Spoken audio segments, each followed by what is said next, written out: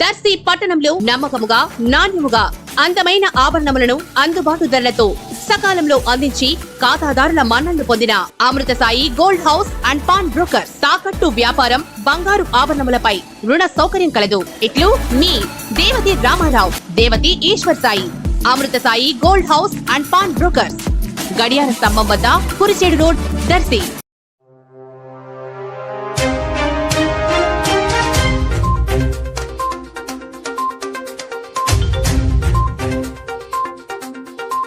జిల్లాలో ఎజిటి పోస్టులు ఎన్ని ఖాళీలో ఉన్నాయో జిల్లా విద్యాశాఖ అధికారులు తేల్చి రాతపూర్వకంగా ఇవ్వాలని, అదేవిధంగా ప్రకాశం జిల్లాలో ఖాళీగా ఉన్న దాదాపు 1000 ఎజిటి పోస్టులను భర్తీ చేసి వెంటనే మెగా డిఎస్సి పరిధిలో చేర్చాలని డివైఎఫ్ఐ జిల్లా అధ్యక్షులు కేవీ పిచ్చయ్య అన్నారు. ఈ సందర్భంగా దర్శి సుందరయ్య భవన్ లో ఏర్పాటు చేసిన విలేకరుల సమావేశంలో ఆయన మాట్లాడుతూ, భారత ప్రజాతంత్ర యువజన సమైక్య డివైఎఫ్ఐ చేసిన పోరాట ఫలితమే మెగా డిఎస్సిని విడుదల చేశారని, కానీ ప్రకాశం జిల్లాలో కేవలం 124 ఎజిటి పోస్టులను భర్తీ చేస్తామని వివిధ పత్రికల్లో వార్తలు వస్తున్నాయని, కానీ నిజంగా జిల్లాలో ఎజిటి పోస్టులు దాదాపు 1000 దాకా ఖాళీ ఉన్నాయని, వాటిని లెక్కలు తేల్చి ఎన్ని ఖాళీ ఉన్నాయో పూర్తిగా జిల్లా అధికారులు దృష్టి సారించి లెక్కలు తేల్చాలని, ఆ విధంగా రాష్ట్ర ప్రభుత్వానికి ఎజిటి పోస్టుల సంఖ్యను పెంచి నివేదిక ఇవ్వాలని ఆయన కోరారు. లేని పక్షంలో డివైఎఫ్ఐ ఆధ్వర్యంలో ప్రకాశం జిల్లాలో డిఎస్సి అభ్యర్థులతోటి, నిరుద్యోగులతోటి ఆందోళన చేపడతామని ఆయన హెచ్చరించారు. ఈ కార్యక్రమంలో డివైఎఫ్ఐ మండల అధ్యక్షులు ఆర్జేసి పాల్, నాయకులు కె వెంకట్రావు, షేక్ మీరా సాహెబ్, హరికృష్ణ తదితరులు పాల్గొన్నారు.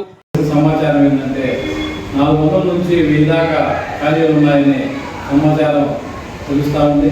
కాబట్టి వెంటనే ప్రకాశం జిల్లా విద్యాశాఖ అధికారులు స్పందించి హెచ్ఈటీ పోస్టులు ఎన్ని ఉన్నాయో లెక్కలు తేల్చాలి. తేల్చి ఈ 124 పోస్టులు మాత్రమే కాదు, ఎన్నైతే ఖాళీలు ఉన్నాయో దాదాపు 400-1000 దాకా పోస్టులు ఖాళీలు ఉన్నాయి.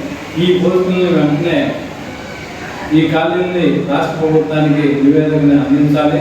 జిల్లా అధికారులు అందించి దాదాపు మన ప్రకాశం జిల్లాలో హెచ్ఈటీ పోస్టుల సంఖ్యను పెంచి 1000 వరకు ఉండే విధంగా ఈ మెగా డిఎస్సిలో కల్పించాలని మేము నిరుద్యోగుల తరఫున, హెచ్ఈటీ అభ్యర్థుల తరఫున మేము డివైఎఫ్ఐగా కోరుతా ఉన్నాము. లేని పక్షంలో ఈ అధికారుల మీద, రాష్ట్ర ప్రభుత్వం మీద డివైఎఫ్ఐగా మేము ఇంతకుముందు ఏ విధంగా అయితే పోరాటాలు చేశామో ఆ విధంగా హెచ్ఈటీ పోస్టుల సంఖ్యను పెంచాలని భవిష్యత్తులో పోరాటాలు చేస్తాము.